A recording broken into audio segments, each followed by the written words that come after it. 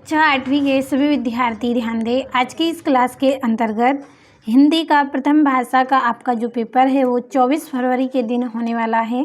तो हिंदी के आज की इस क्लास में ऐसे महत्वपूर्ण प्रश्न हम कंप्लीट करेंगे जो एग्ज़ाम में पूछे जाते हैं। तो पूरा वीडियो लास्ट तक देखें। एक एक प्रश्न आपका इम्पोर्टेंट है। आज की इस क्लास में 60 में से 55 अंक यदि आपको लाना है तो हर एक प्रश्न को कंप्लीट ज़रूर कर ले। और समय आपका 3 घंटे का रहेगा।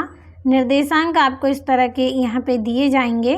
सभी प्रश्न हल करना अनिवार्य है और प्रश्नों के उत्तर निर्देश अनुसार लिखे जाएं।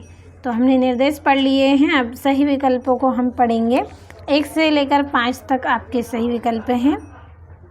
पहला है, मुफ्तानंद जी सबको अच्छी तरह परखकर अपना काम बना लेते थे।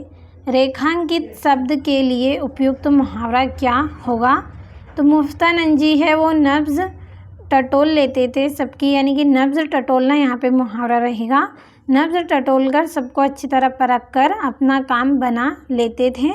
तो सही आंसर क्या रहेगा? नब्ज़ टटोलना।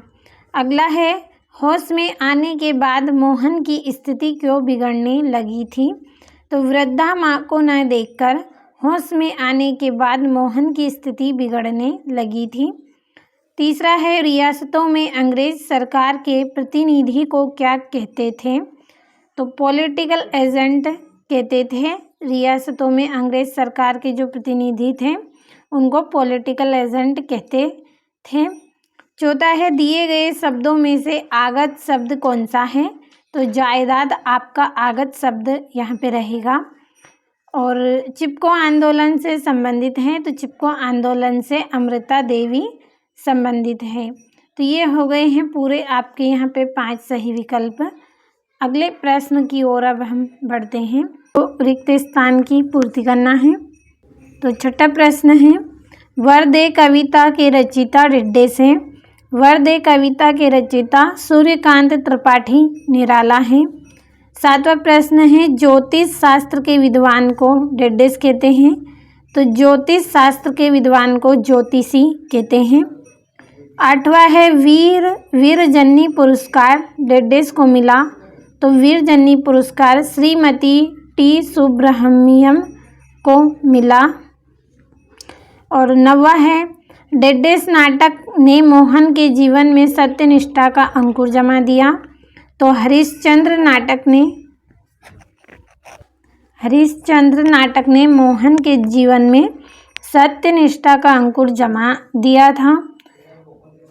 10वां है, उपकार को मानने वाला डिड्डेस कहलाता है। उपकार को मानने वाला कृतज्ञ कहलाता है। तो ये हो गए हैं आपके रिक्त स्थान।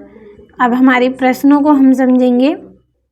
ये अति लघु उत्तरीय प्रश्न हैं 11 से 16 तक, जो कि 2-2 अंक के रहेंगे। तो 11वां प्रश्न है, दुनिया में किसके प्यार की तुलना नहीं हो सकती है? 12वां है, आर्यभट्टी की ताड़पत्र पोथियों की खोज किस विद्वान ने की थी? 13वां है, उपचार के लिए बिरसा मुंडा जड़ी बूटियों के उपयोग के साथ क्या बताया करते थे? 14वां है, मध्य प्रदेश में नाग शासकों का राज्य कहाँ था?